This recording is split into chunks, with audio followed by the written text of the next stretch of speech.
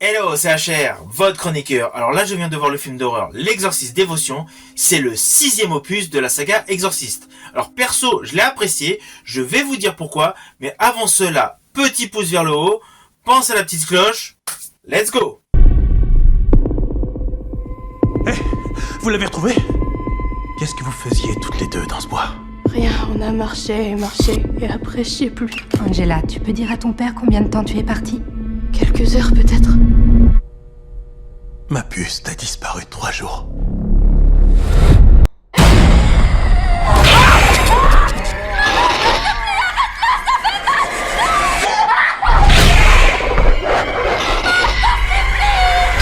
Qu'est-ce que t'as fait?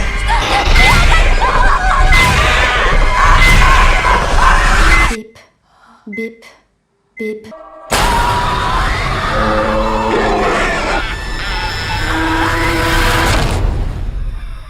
Alors le début du film est radicalement différent des autres opus de la saga Exorciste.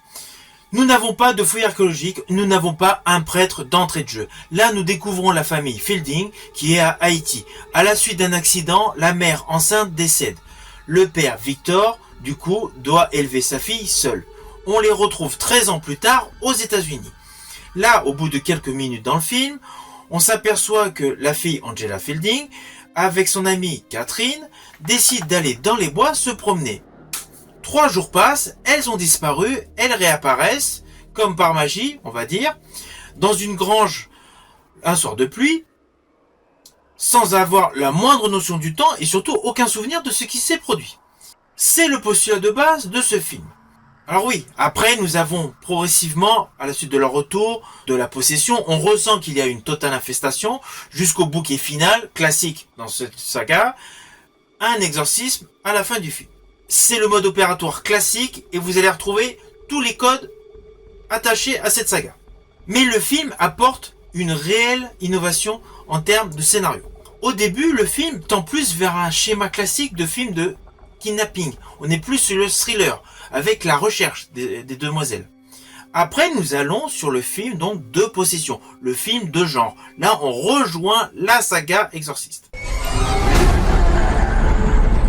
Il y a un problème avec ma fille. Il y a un problème avec la mienne aussi. Le diable, lui, n'a qu'un seul désir. Je sais pas où elles sont allées, mais elles ont rapporté quelque chose avec elles. Nous faire perdre la foi. Je crois que vous pouvez nous aider à ramener nos filles. L'éradiquer. En sachant que le diable n'abandonne jamais. Alors, les puristes diront, oui, par rapport au premier opus, c'est radicalement différent, le schéma est complètement bouleversé, oui. Mais bon, on connaît maintenant David Gordon Green, qui est un faiseur de bons films d'horreur, bouscule les codes du genre. Il l'avait fait juste avant ce film-là, pour la nouvelle trilogie Halloween, où il avait dépoussiéré des cartons, donc l'ancienne saga, pour la remettre sur le devant de la scène. Avec une plus-value scénaristique. Alors oui, dans les Halloween, il avait fait revenir Jamie Lee Curtis, personnage emblématique de la saga. Là, forcément, pour l'Exorciste, vous avez pu le découvrir dans la bande-annonce, on retrouve Ellen Burstyn. Ellen Burstyn, qui était la mère de Regan dans l'Exorciste 1. Oui, c'est le petit clin d'œil, mais c'est un clin d'œil forcément qu'on apprécie quand on voit un nouvel opus de la saga. On aime bien pouvoir raccrocher les wagons aux opus précédents. À cela s'ajoute une vraie trame scénaristique avec un rôle taillé sur mesure pour le personnage de Victor Fielding, interprété par Leslie Odom Jr. Leslie Odom Jr. qui commence à avoir une belle filmographie entre les films et puis ce qui tourne en série télé. Alors perso, j'ai adoré sa composition dans le film de Kenneth Branagh, Le Crime de l'Orient Express. J'avais trouvé que là-dedans il était mais impeccable. Alors là, dans ce film, L'Exorciste Dévotion, il ajoute un côté très particulier. On ressent qu'il avait un fondement religieux au début de son couple, mais à la suite du décès de sa femme, il ne croit plus. Il est devenu potentiellement athée. Ça provoque une certaine dualité. Au fur et à mesure du déroulé de l'histoire, il a cette dualité de vouloir tout faire pour sauver sa fille, mais malgré tout être retors par rapport aux idées religieuses. Son jeu d'acteur le démontre parfaitement.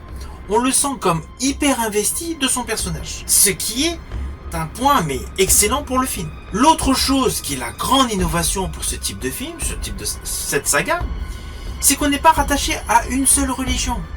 Là, l'exorcisme se fait avec plusieurs composantes religieuses. Car dans l'histoire, il y a une femme adepte de la sorcellerie, il y a un pasteur, il y a une ex-bonne sœur qui est devenue infirmière. Enfin, voilà, il y a un doux mélange. Et il y a le père qui hésite entre religion et être athée. Tout ça confère une particularité qui apporte une grosse innovation à l'histoire. Alors oui, on n'a pas le fameux exorcisme sur un livre à la fin du film. Oui, c'est vrai, ça c'est radicalement différent. On n'a pas le côté beaucoup plus axé sur la théologie. Ok, tout ça, ça a été mis de côté. Mais justement, on change.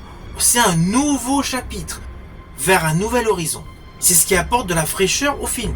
Alors oui, nous avons les jumpscares classiques, notamment je pense avec une vipère. Nous avons les screamers, nous avons les coups tordus, nous avons les bruits d'eau éclatés. Tout ça, vous allez le retrouver. C'est bien ancré dans le film. Certains diront que le film, on ne sort pas effrayé. Oui, une fois qu'on a vu le film, on va pas se mentir, on n'est pas effrayé, subjugué. Oh, qu'est-ce que j'ai vu là? Non, c'est clair, c'est plus en demi-ton. Mais il ne faut pas oublier que l'exorciste premier, donc de William Friedkin, était une grosse innovation à l'époque. Les gens n'avaient pas du tout l'habitude de voir des films d'horreur. Là, de nos jours, les films d'horreur, il y en a toutes les semaines au cinéma. Vous allumez les chaînes de streaming, c'en est blindé. Donc pour vraiment être surpris et vraiment avoir peur dans un film, aujourd'hui, ça paraît mais totalement difficile. C'est quasi improbable. Là, il faut plus penser film d'horreur, c'est plus un film frisson, épouvante. Voilà. Faut plus le voir comme cela.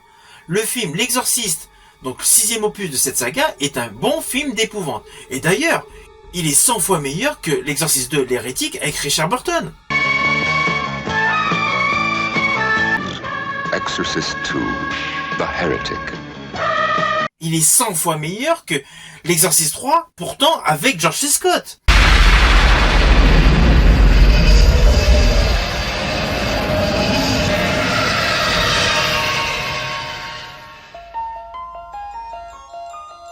Morgan Creek proudly presents The Exorcist 3 Legion, written and directed by William Peter Blatty.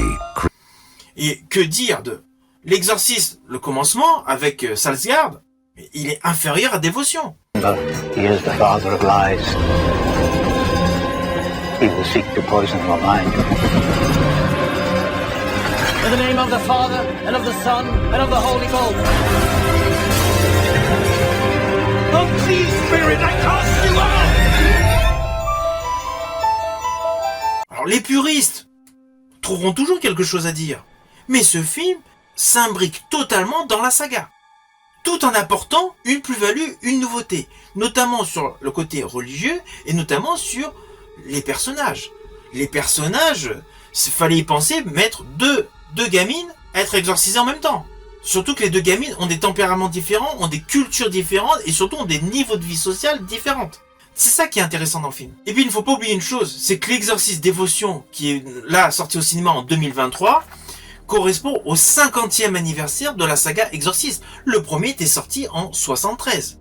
Forcément, les us et coutumes ont changé, le rapport au danger a évolué, on va pas se mentir, mais on n'est plus à l'époque où lorsqu'un train apparaissait à l'écran, les gens fuyaient la salle de cinéma. Tout a évolué. Malheureusement, les gens se sont accommodés de voir des scènes horribles. Donc cherchez plus à avoir plus un sentiment de frisson, un sentiment d'épouvante, qu'une peur, une insoutenable peur, voilà, qui vous empêche de pouvoir regarder certaines scènes. Alors, le film de toute la saga, pour moi, fait partie des moins vulgaires, c'est un fait. Alors, oui, on peut dire, tiens, le démon il est devenu un peu plus soft. Mais c'est pas plus mal, ça ne gâche pas le plaisir. Il est, par certaines scènes, un peu moins gore peut-être que d'autres, mais notamment une scène où une personne se fait crever les yeux dans le film, c'est gore quand même, et c'est assez trash. En ce qui concerne la musique du film, alors, elle est quasi inexistante. De ce fait, le film est beaucoup plus axé sur l'interprétation des personnages. La musique, on n'en entend pratiquement pas.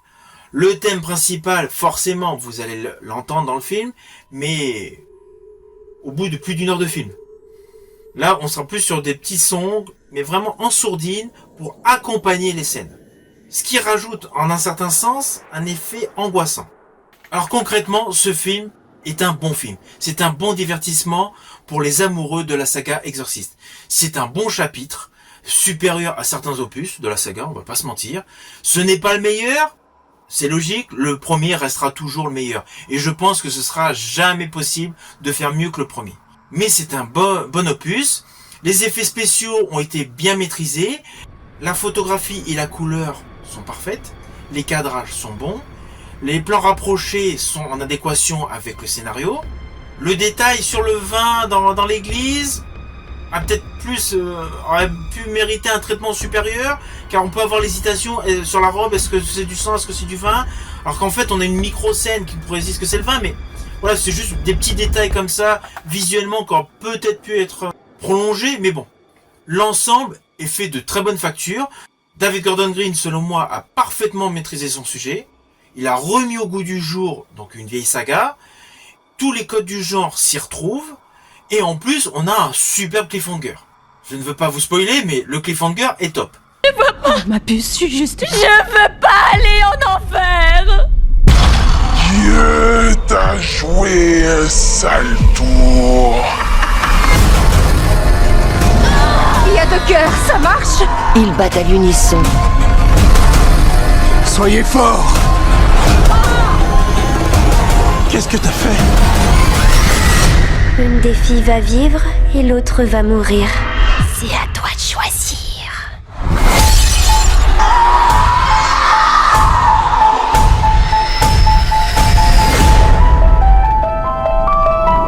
Donc au final, je n'ai qu'une chose à vous dire. Allez voir ce film, c'est un bon divertissement. Vous aurez votre dose d'adrénaline, vous aurez votre jumpscare, vous aurez vos screamers, et surtout je vous dis à bientôt pour une prochaine chronique.